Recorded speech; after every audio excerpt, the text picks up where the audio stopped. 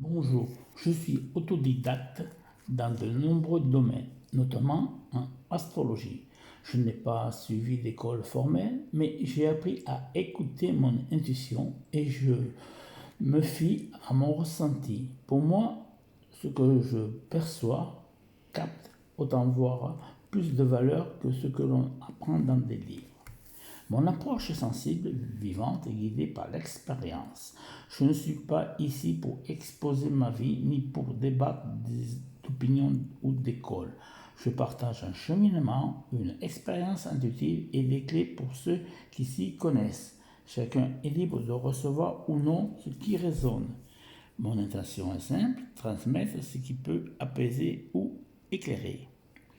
Une étude astrologique complète, souvent appelée thème astral ou carte du ciel, se base sur la date, l'heure et le lieu de naissance. À partir de ces données, on peut établir la personnalité avec le soleil, l'ascendant, la lune et les planètes personnelles. Des mécanismes émotionnels et affectifs, notamment la lune et Vénus. Mode de communication avec Mercure. Les motivations profondes, Mars, Pluton, les valeurs et talents naturels, les défis de la vie et les zones de tension, aspects dissonants entre planètes. Les schémas karmiques avec des éléments comme les nœuds lunaires, Chiron, lune noire, et selon les écoles, certains vont jusqu'à intégrer les notions spirituelles karmiques, voire transgénérationnelles.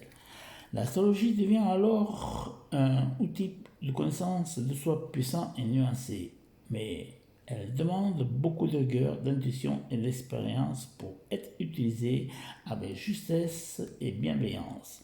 Être autodidacte dans ce domaine, c'est souvent un signe d'une forte intuition, d'une soif intérieure de compréhension et d'une capacité à relier les symboles aux expériences vécues. En astrologie comme en radiesthésie, ce n'est pas seulement une technique qui compte, mais aussi ce que l'on fait vibratoirement et intérieurement.